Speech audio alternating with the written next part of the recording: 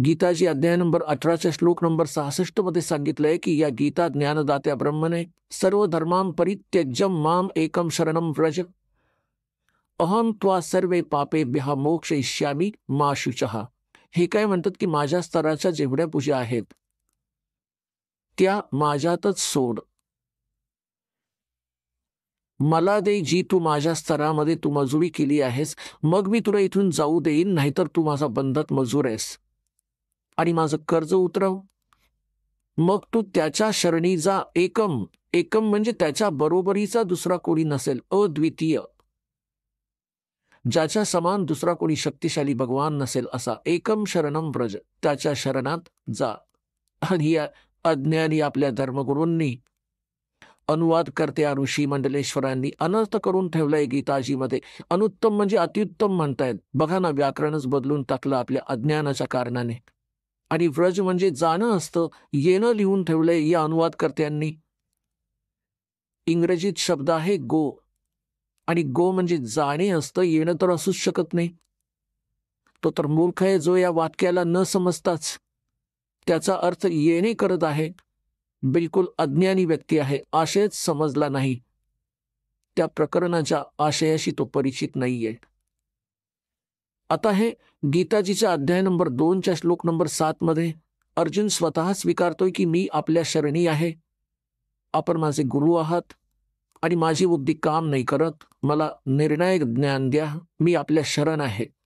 आता इथे परत म्हणतोय की मला शरण ये, तो तर म्हणतोय की मी आधीच तुला शरण आलोय.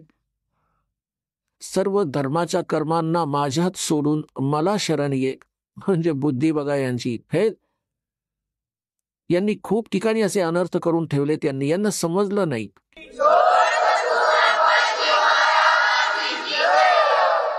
तर हा ओम नामाचा जप यांना देऊया काळाला, हा आपल्याला इथून जाऊ देईल, नो ड्यूज सर्टिफिकेट लिहून देईल.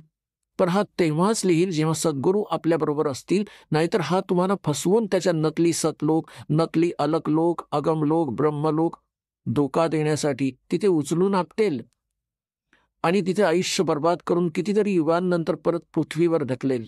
सगळं काम जसंच्या तसं राहिलं तर सद्गुरूची आवश्यकता आपल्याला असेल अंतिम श्वासापर्यंत, की जसा प्रसंग चालला आहे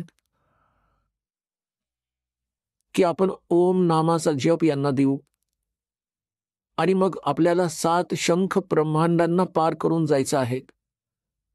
अक्षर पुरुषाच्या, परब्रह्मच्या 7 शंख ब्रह्मांडात त्याच्या लोकातून जाण्याचं भाडं द्यायचं आहे यांनी. तत् मंत्र जो आपल्याला दिला जातो ते त्याचे भाडे द्यायचे आहे तिथून जाण्यासाठी आपल्याला. हा समजा टोल टॅक्स समजा त्याचा, त्या अक्षर पुरुषाचा, त्याच्या लोकातून पार जाण्यासाठी.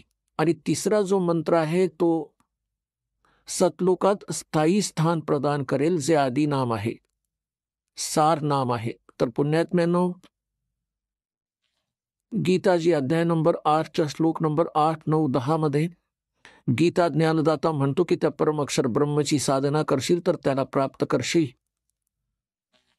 त्याच्या साधनेचा मंत्र तर सांगितला हा ओम तत्सत, नथिंग एल्स इति निर्देश.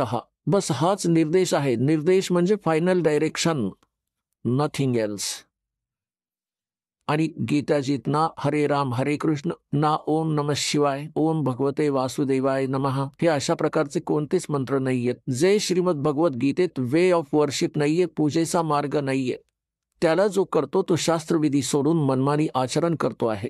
आपण ऐकत होता जगद्गुरु तत्वदर्शी संत रामपालजी महाराज यांचे मंगल प्रवचन, ज्यांच्या शुभ आशीर्वादाने संपूर्ण विश्वामध्ये 500 पेक्षा जास्त नामदीक्षा केंद्र आहेत, जिथे निशुल्क नामदीक्षा दिली जाते. निशुल्क नामदीक्षा प्राप्त करण्यासाठी आणि अधिक माहितीसाठी संपर्क करा 7030303951 7030303952.